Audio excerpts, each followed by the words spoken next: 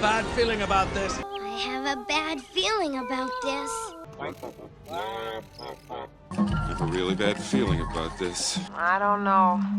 I have a bad feeling about this. Hey everybody, welcome to the Ice Cave Radio Mailbag. Doe and Charmer here, and yes, that's right, we've made it a separate show because we had so much to talk about, so many spoiler reviews really in a given week in this era of Star Wars as we wait for Shadows of the Galaxy to come out. It made more sense to fit the questions in a different 30-minute or so show, Charmer, just so we could make sure we give them the attention they deserve. Are you ready to answer some questions, to bestow some wisdom? I don't know if we. I don't know about the wisdom part, but I'm ready to answer questions, and we'll do the best we can. Hopefully, people at a minimum find them entertaining as far as the answers go. I don't know if there will be wisdom, but I'm very excited for this episode because I think that there are some quality topics to discuss. Specifically, this first one. So let's just go ahead and dive right in. Our first question comes from Cerulean Reap. Again, fantastic name. Says, for the mailbag. As the volunteer TO for my FLGS, so again, tournament organizer for your local game store, we intend to run a Twin Suns event at the end of June to celebrate and see out the end of Spark of Rebellion's solo existence before the release of Shadows of the Galaxy, which awesome. Great idea. The question is, do you have any experience and advice for running a Twin Suns event, as it's something we've not yet tried out at the store? When I think about this, first off, I think that's awesome. My local store is thinking about doing some Twin Sun stuff as well. Now that, we've had our store championship, we're back to kind of the locals and we're kind of winding things down a little bit with Spark of Rebellion. I think it'd be a lot of fun. I think the main thing to tackle there is what is going to be the competitive level you're looking for Twin Suns. I think you and I are both on the same page, Charmer, where we say keep Twin Suns casual. Like, it's meant to be a casual format. If you just try hard in this, you're missing the point. You're just supposed to be sitting around the table having some fun with it.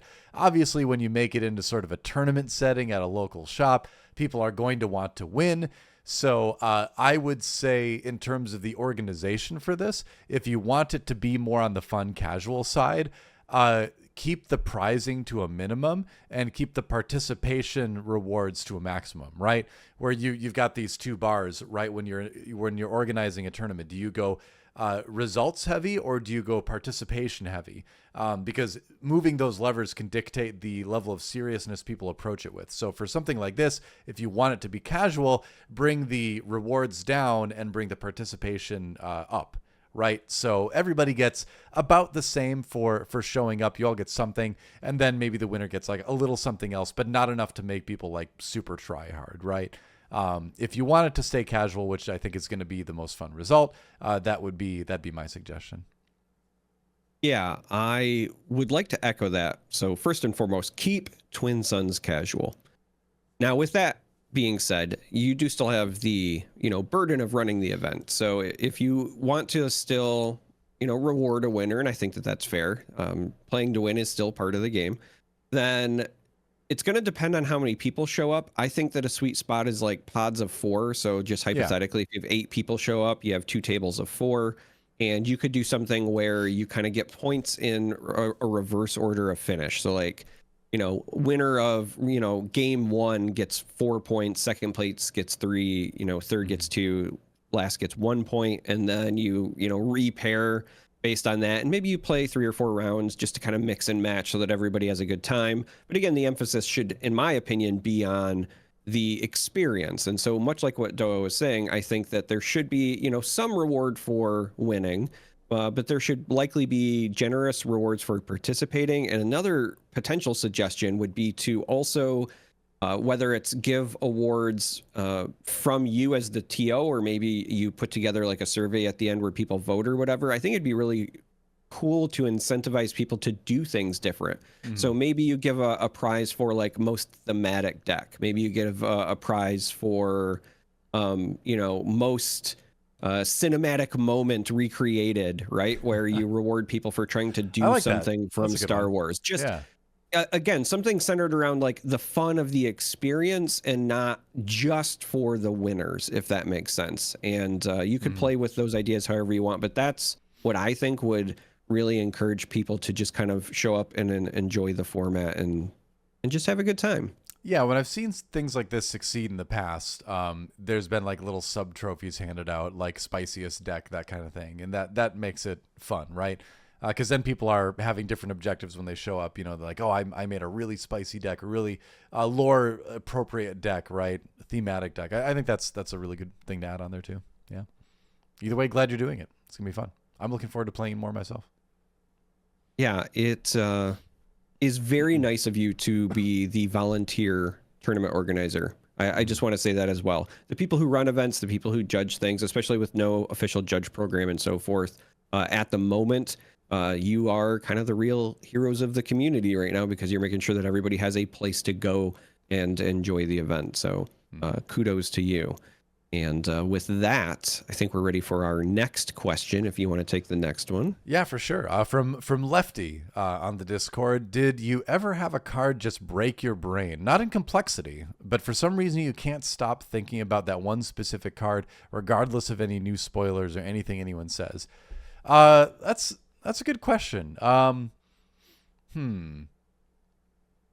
trying to think off the top of my head if I had a card like that, where I just like can't stop thinking about it. I don't know if I really do per se. It would have to be like a leader, right? Where it's just, I really want to build around it. I think honestly, one of the ones that jumps to mind with that, I'll say I don't have any card in particular that jumps out, but one card that I've put like way too much thought into is Jyn Erso leader. Cause the fact that it's kind of, known as the worst leader in set 1, that actually really makes me want to try to build a winning deck with it. Because I've always liked that kind of challenge in card games, is taking something that people have written off and say is bad and trying to just make it work. You know, how can we make that play at its peak, you know? So while there's no card that exactly fits into your criteria from me, Jyn Erso leader is probably one of the ones that I spent way too much time thinking about, like trying to find a way to make that a really good deck.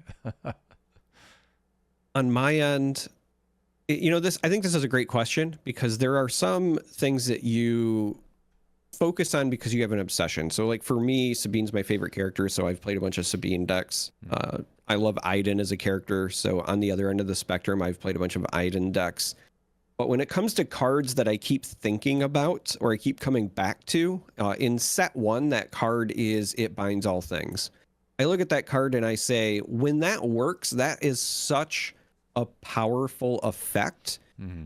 It's just, how do you get that value consistently? And even as we're getting reveals for set 2, I keep revisiting it, right? Because now we have Grogu, who's a cheap force unit with 5 health, for example. Right. So if somebody attacks into it, and then you can pull that, 3 damage off, and then also eliminate or defeat another unit, that's really big value, right? I keep coming back to that card because it has the potential to just be a blowout play.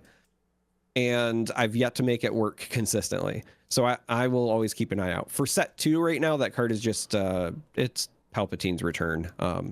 I loved Reanimator decks when I played Magic the Gathering of various forms, and I will likely be trying to find ways to abuse that card when set 2 comes out, just because it does all of the things I want it to do, and I have already not been able to stop thinking about it since it was revealed. So I know that that's going to be, my set 2 version, but set 1, It Binds All Things. I think those are 2 good choices. I like the Forces with Me in that category too, because it's like, that's a card where it's like, man, once you can build a deck with enough Force stuff, that is going to be scary to run into. But yeah, it is. There's a good amount of cards to think about in the game. That's for sure. You want to jump into the next question there, Charmer? Yeah, the next question comes from Oddball. They say, question for the mailbag. With the starter boxes fully spoiled today, so this was back on May 15th, it looks like some cards, such as Cargo Juggernaut and Surprise Strike, will be appearing again in Shadows of the Galaxy boosters. What are your thoughts on reprints in general? Are your feelings different when they appear in starter boxes versus boosters? What about reprints in common slots versus other rarities? So I think it's fine. I think every card game ever has pretty much done this, where they'll reprint cards that, were just good staples, or they're a card that would fit well into that set. I think both of those are good examples of cards that would do that. So yeah, I don't have a problem with that. I like when they get new art every once in a while. They do that a lot in Magic the Gathering. It'd be cool to see that happen here. Too, like right now, I mean, they've already said they're going to reprint set 1, so there will be more stock at some point. But for the moment, being able to have access to some of the cards that are helpful, even in the comments a lot from the first set, because those are a little bit tougher to track down right now. That's kind of nice too. But ultimately, like, I don't have strong feelings one way or the other. I guess I'm pretty apathetic on it. I'm fine if they reprint some cards, especially if they improve the limited experience for the set too. I think that's something to think about. So yeah, I think it's something you kind of expect to happen with every card game almost. So I'm not surprised to see it here, and it doesn't really bother me. I'm glad that you said think about the limited, because that means I'm rotting your brain even further. You have had like the most profound effect on me in terms of thinking about limited of anyone in history. So congrats on that. I agree in almost every aspect. I don't have a problem with reprints. Ideally, in my opinion, they would come with a different piece of art, if only because it allows you to maintain some, I don't know, like sense of collector appeal for the first versions of the card, right? So just having it have a different art, I think, goes a long way. That being said, I know that Tyler Parrott, for example, he had talked quite a bit about why they decided to reprint Surprise Strike. And it is, I think, really important. They had looked at printing another card that essentially did the exact same thing, or it might have been slightly different. And what they were finding was that once they started playtesting for, premier constructed decks, people were just running 6 Surprise Strikes. And so then it becomes like, how do you balance that? And well, the answer is you just don't give people access to 6 Surprise Strikes. You just do a reprint. Yeah. And they still wanted a card that filled that slot in terms of limited play, right? Draft, sealed. And so it makes sense. I'm glad that they have decided to do their best to maintain the integrity of the limited experience and the constructed experience. And I think that just doing a reprint is fine. Right now, to my knowledge, FFG hasn't come out and publicly said anything regarding reprint policies, so we don't even know long term whether or not certain cards are, safe from reprint or not. Sure. I would like to think that they are, but the reality is we just don't know. So we have to kind of, I think right now, just assume that anything could be reprinted. But I personally like the idea of, if you do a reprint, give it maybe another art treatment or something, so that the original versions still kind of maintain their, feeling of, being special or something. Yeah. Agreed. Moving on. I'll read the next one from Grand Moff Guile. Very specific mailbag question. Oh, it's very specific. Entrenched has been a tricky card for me. When playing it, there's always a dilemma over the fact that I'm effectively giving them control over that arena when I put it on their beater, their aggressive unit. Do you have any advice on when it becomes worth losing an arena to entrench an opponent's big unit? Yeah, it is something to think about. Obviously the point of entrenching your opponent's unit is so they can't attack your base with it. You are sometimes giving up an arena, because then obviously they have a strong unit that they can attack into your units. That's still okay, because they're still doing damage to their own unit when they're doing that. So it's, if at a certain point they do enough damage where then if they remove that entrench, that unit dies anyway.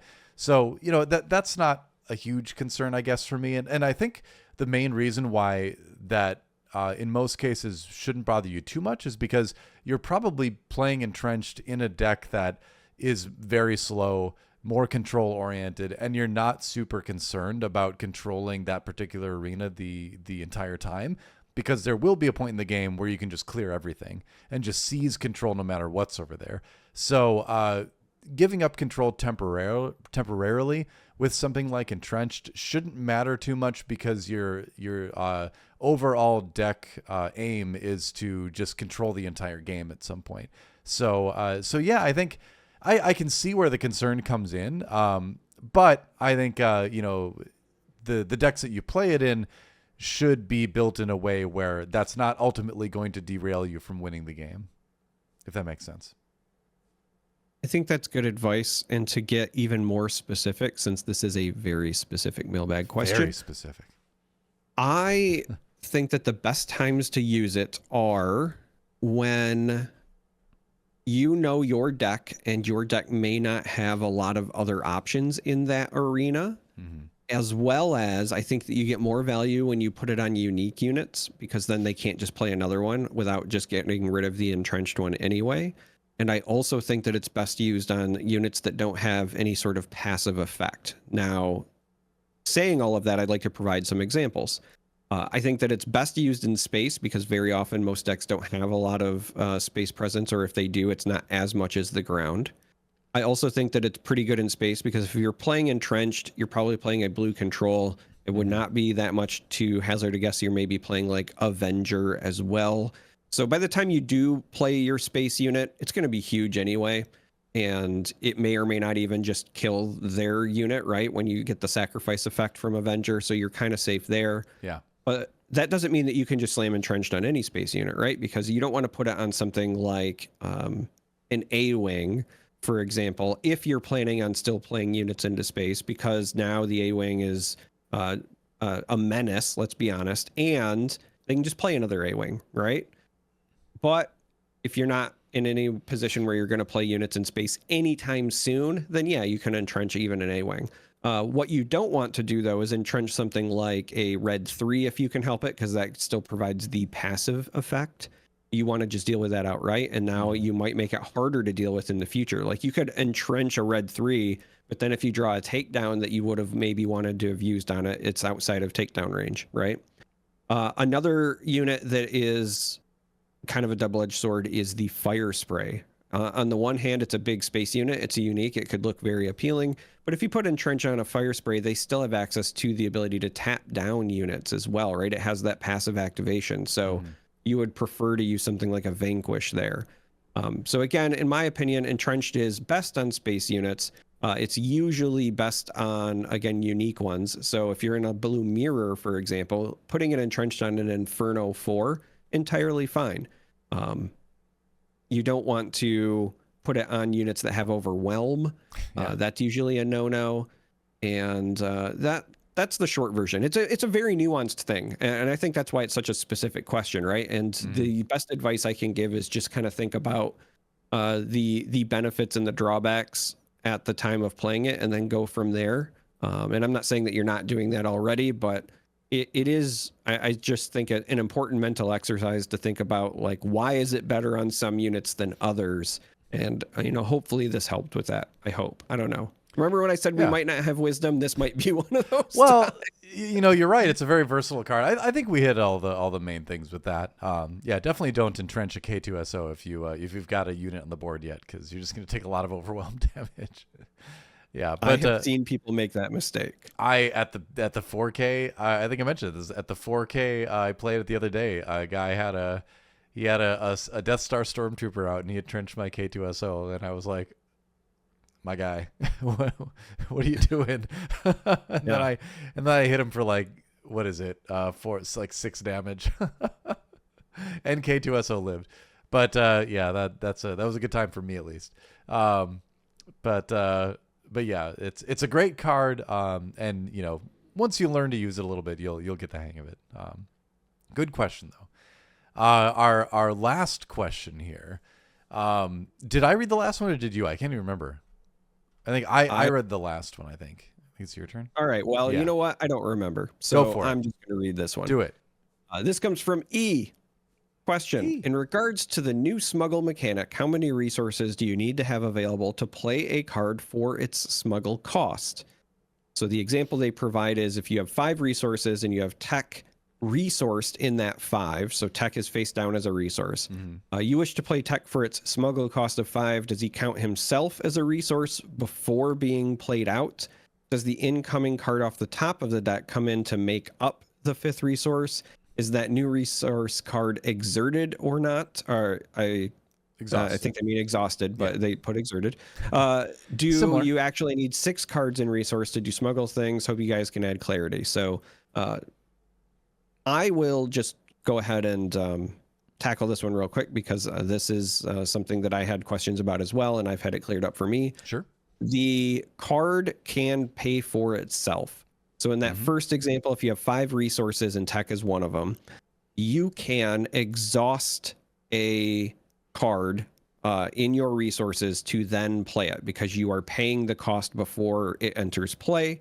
And then once it enters play, the new card will come from the top of your deck and replace it. So the new resource is never part of the cost. It's, the existing one can pay for it. To answer the other part, all of your cards always enter play exhausted unless they say otherwise. So in the case of Smuggle, for example, every resource that comes off the top of your deck will always enter exhausted. It's the same reason why when you play Resupply, it enters exhausted, whereas the DJ Death Star, aka Super Laser Technician, very specifically says you put him into your resource zone and ready him, right? It's that and ready him that you need to have in order for something to ever enter play in that state. So hopefully that helps add some clarity. And this is also why I know not everybody does this, but I'm a very much a stickler, because I always want to make sure I'm following the exact order. When I end my turn, I don't ready everything right away. I draw my 2 cards first. I play my card that I choose to resource, and I even put that into play exhausted, and then I ready everything when I'm, ready to signify I'm ready to go to the next action phase. Yeah, that's the proper really order of operations. But it is the proper order, and I just want to make sure I'm in the habit of doing it. Yeah. So another thing too, along with that, is in the normal order of play for playing a card from hand. I believe you do show the card first and then pay for it. Smuggle works a little bit differently, where the text itself, in the remind text rather, it just says play for the Smuggle cost. But yeah, in that case, you either when you reveal it, it still maintains as a resource while you pay for it, or you don't reveal it, you pay first and then you flip it. I think you just pay first and then you flip it, because that kind of fits the Smuggle mechanic anyway. Either way, I've had that question too, and I've had it answered by people over there. And yes, you can use the card that you're playing as one of the resources to pay for it. In fact, you always should.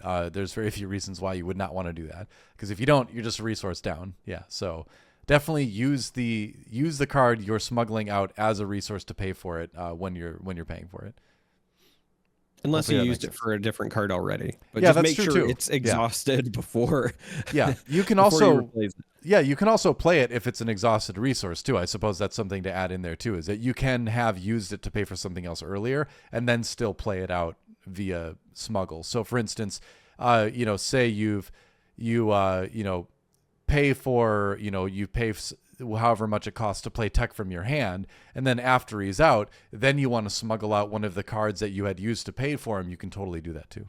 So, or if you want to keep a Millennium Falcon on the board and you start your phase with one resource exhausted because you paid for the Falcon, if that card has Smuggle, you can totally use that as well. Number of options, but all legal. Yep, that's right. Yeah, basically at the end of the day, yes, you can is the answer. You can, use the resource that you are playing to pay for it. Yeah. So there you go. I think that does it for Mailbag this week. That is it. Hopefully we learned something. Hopefully we had a good time.